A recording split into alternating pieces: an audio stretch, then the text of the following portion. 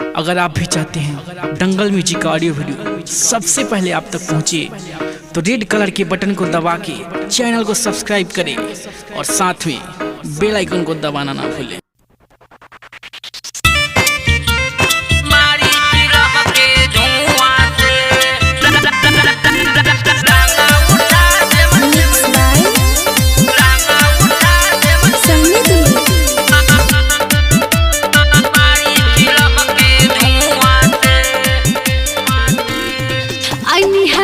नहीं हो खतु बेकाबू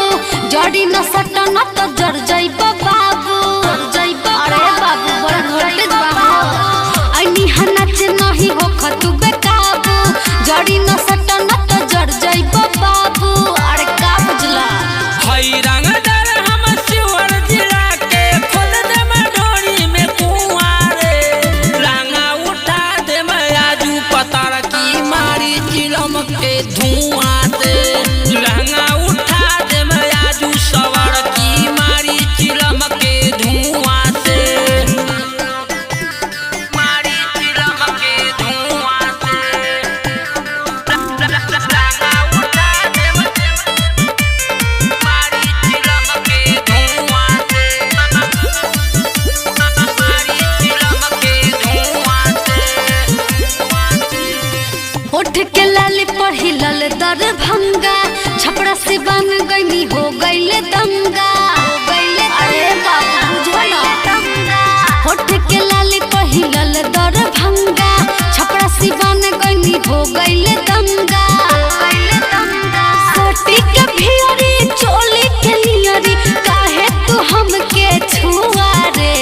रंगा उठा दे मयाजू पतार की मारी चिलम के धुआं से लहंगा उठा दे मयाजू सवर की मारी चिलम के धुआं से मारी चिलम के धुआं से लहंगा उठा दे मारी चिलम के धुआं से मारी चिलम के धुआं से विष्णु मनीष कैल छोड़ दा तू पीछा कबो न पूरा होई मनवा के इच्छा अरे काहे पागल बनता विष्णु मनीष कैल छोड़ दा तू पीछा कबो न पूरा होई मनवा के इच्छा ओहे प्रीति सुना सिफारी केहू से कुछ नहीं हुआ रे रंगा उठा दे मयाजू पतार की मारी चिलम के धुआं से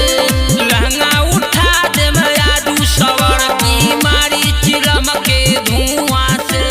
ब्रांड रिकॉर्डिंग स्टूडियो बसंत बाजार।